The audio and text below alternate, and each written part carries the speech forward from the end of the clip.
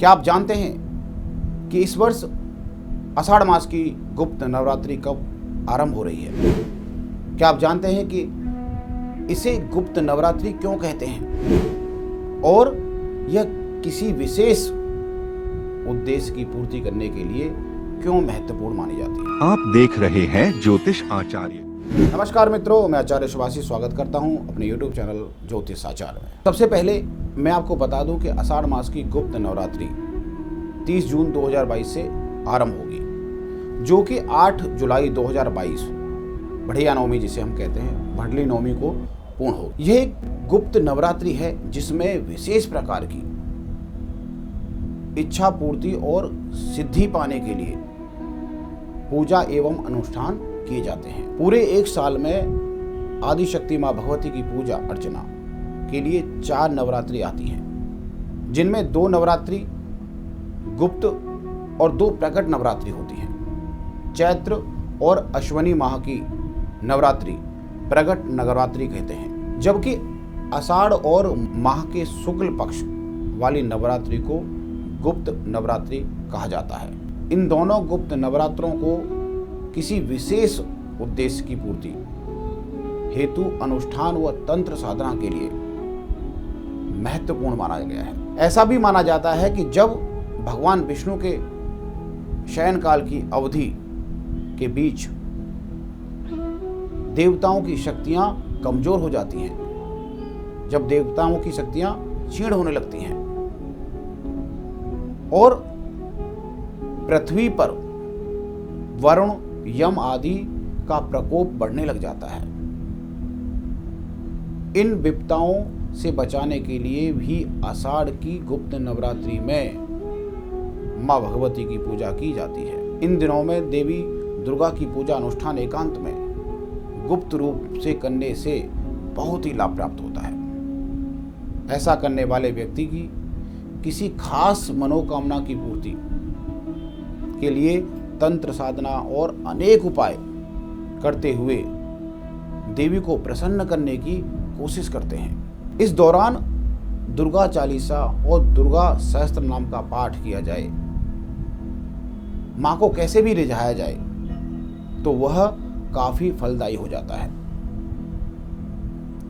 गुप्त नवरात्रि में न केवल चमत्कारी शक्तियों को बल्कि धन, संतान सुख और शत्रु से मुक्ति दिलाने में ये कारगर होती है। ऐसा माना गया है कि गुप्त नवरात्रि में प्रलय व संहार के देवता कहे जाने वाले महादेव और मां काली की पूजा करने का विशेष महत्व है।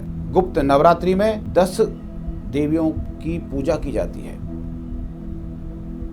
मां काली, मां तारा, मां भुवनेश्वरी, माता त्रिपुर सुंदरी, मां छिन्नमस्ता, माता बगलामुखी, देवी कमला, देवी त्रिपुर भैरवी, धूमावती और मां मातंगी की पूजा की जाती है। हमारे पौराणिक ग्रंथ भी इस बात का संकेत देते हैं कि गुप्त नवरात्रि में 10 महाविद्याओं की साधना की जाती है।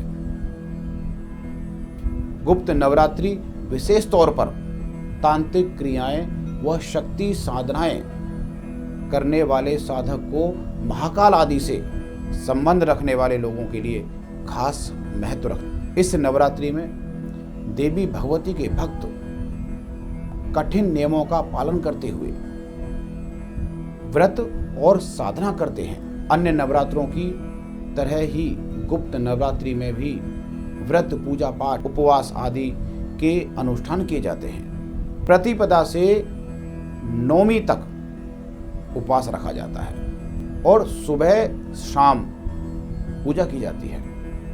गुप्त नवरात्रि में भी 9 दिनों के लिए कलश की स्थापना की जा सकती है। यदि आपने कलश स्थापना गुप्त नवरात्रि में की हुई है तो सुबह और शाम दोनों समय में अच्छे से स्नान करके साफ वस्त्र धारण कर माता को फल, फूल, दीप, धूप आदि से विधिवत पूजा करें व लाल रंग का फूल चढ़ाएं। इसके बाद माता की आरती करें। गुप्त नवरात्रि के दौरान दुर्गा के मंत्र का जाप करें, उनके चालीसा का पाठ करें। दोनों समय माँ का भोग लगाना जरूरी है। अगर आप साधारण तरीके से पूजा कर रहे हैं तो देवी को नैवेद्य चढ़ाएं, बतासा चढ़ाएं। देवी के सामने एक बड़ा घी का ले लो ना, माँ भगवती के सामने एक बड़ा घी का दीपक जलाएं, जिसे आपको नित्य प्रतिदिन जलाना है।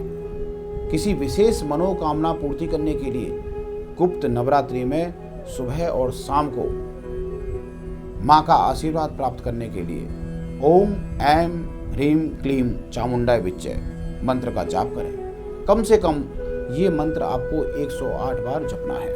इस नवरात्रि पूजा का ज़्यादा प्रचार प्रसार न करके अपनी साधना को गोपनीय रखा जाता है। ऐसा माना जाता है कि गुप्त नवरात्रि में पूजा और मनोकामना को जितना ज़्यादा गोपनीय रखा जाता है, पूजा उतनी ही शीघ्र फलदायी हो जाती है। आपको फल अति शीघ्र मिलने लग जाता है, इसलिए छुपाना अति आवश्यक है। गुप्त नवरात्रि की महिमा का उल्लेख हमारे प्राचीन ग्रंथों में भी आया है। कहते हैं कि एक बार ऋषि भृंगी भक्तजनों से मिलकर उनकी समस्या सुन रहे थे।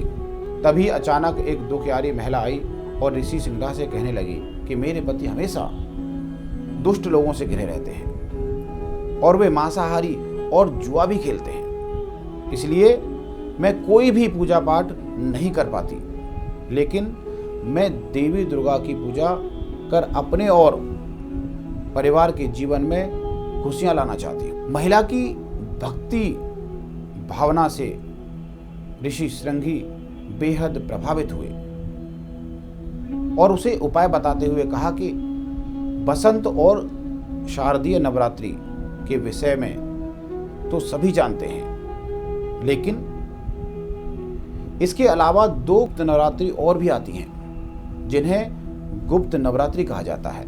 सामान्य नवरात्रियों में देवी के शैलपुत्री, ब्रह्मचारिणी और 9 स्वरूपों की पूजा की जाती है, लेकिन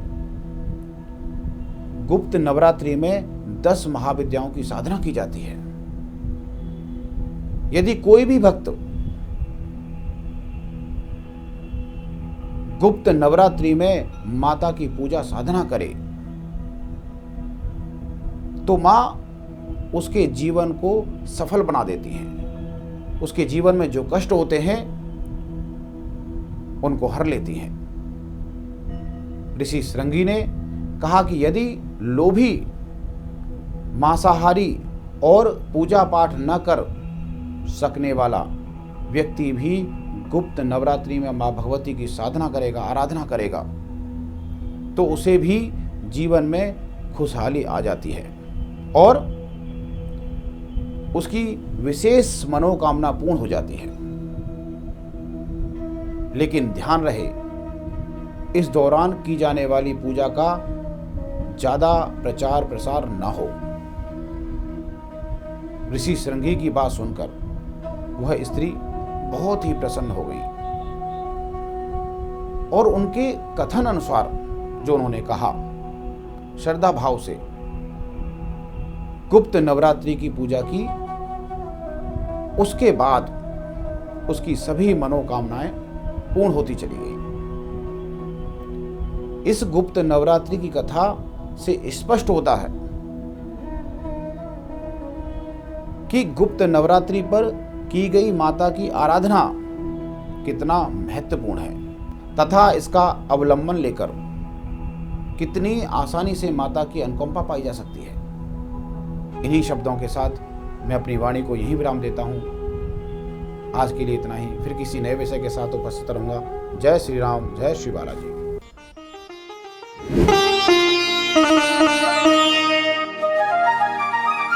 आप देख रहे हैं ज्योतिष आचार्य।